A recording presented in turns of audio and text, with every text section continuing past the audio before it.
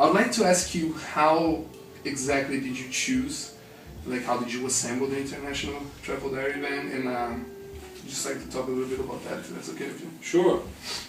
It was after I met Matthias Winkelmann from Enya, yes, that he wanted me to record this first project with international musicians. And I really wanted to do this with my Australian band, which because I felt a little bit disloyal to those guys I've been playing with for so many years. But when he started saying, "Man, what about Antonio Sanchez? That would be good," so I couldn't resist. Are you kidding?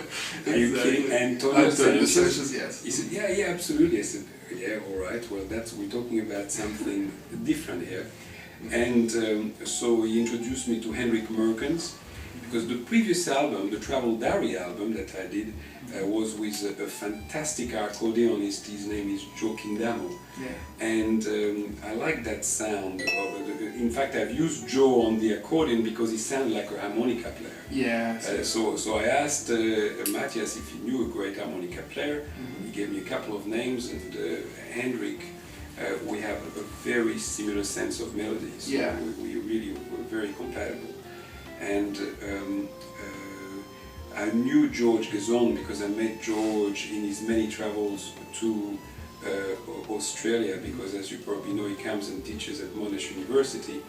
And when I told George what I was doing, he recommended, he asked me, by the way, who have you got on piano?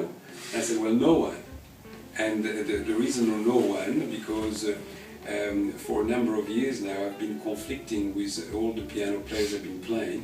We're playing in the same register. I find it very difficult to have a piano and guitar together. It is. And and I like these days, I like to have a bit of space, so I decided, well, we're not going to have a piano player for this project. And he said, "Oh man, do I have the guy for you? He stays out of your way." Really?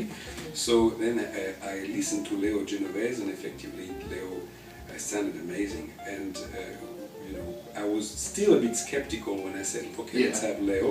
But once I met him, and once we've played, the first song we played in the studio that day was "Cut to the Chase." And after that song, of course, there's magic. I knew this guy was an absolute giant. And he's such a lovely guy. And it's funny in the music, by the way, the better the player and the lovelier they are. It's funny, it goes together. Exactly. It's and so there was him, and Ervri Evripedou was the guy that I could rescue from my old band. I understood that. And Ervri has been playing with me for about 20 odd years, and he's an unbelievable bass player, soloist. He just does everything right. He's just absolutely great. So that's how we got together. But effectively, it's strange. It wasn't designed to be like this, that everyone comes from a different horizon. But at the end of the day, that's true. Ervri from Greece, me with my colorful background, I think. It's colorful, maybe it is. It is. And you've got Leo Genovese from Argentina, George Garzone, well, you know, and Antonio Sanchez, Mexicano. We've got a few countries there. It's a very, very interesting mix-up, and it's a very interesting orchestration choice as well. Like you were saying about the accordion, and I read that that's the first instrument you wanted to have played. Right, and instead you got a guitar. That's the only reason I wanted to play that instrument was because my cousin Yossi was playing it, so I wanted to sound like my cousin. But that was a child thing. My parents got me a guitar. I wasn't happy with it, and I've learned to become happy with it. It's a very humble way of saying.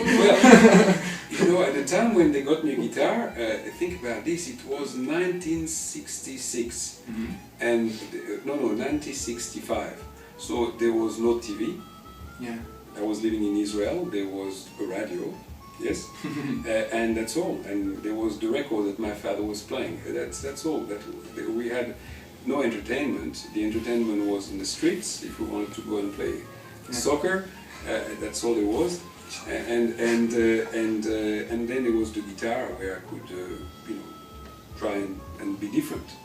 That's how it started.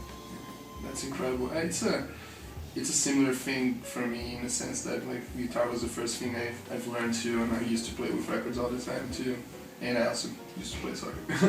But talking a little bit about your influences and about the musicians that inspired you to play, and I could absolutely identify influences such as George Benson and Django and Wes Montgomery. And what about in a composition standpoint? Who are the composers that you look up to, like the people that influence you in your music that are less evident than the ones that I can identify in the playing?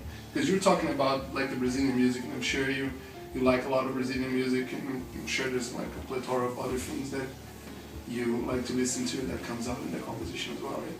Yes, but the greatest composer for me was Antonio Carlos Jobim, and so that's the guy that I look up to. But when it comes to my own compositions, I don't try to sound like anybody. Mm-hmm. It's just not something that you do. I never done that, and I've been composing since my teenager years. And although I don't analyze why it happened and how I do things, I never did, and I don't think I want to do it, because anytime I try to analyze it, it stopped happening. Yeah. And so to me, it's like there is a connection, a gate that happens in the universe to open when you need it, and then the music comes down, the theme is there, it's in front of you, and you play it, and you're grateful, you say thank you, and that's all. And it's got, and as soon as I take the credit, it stopped happening.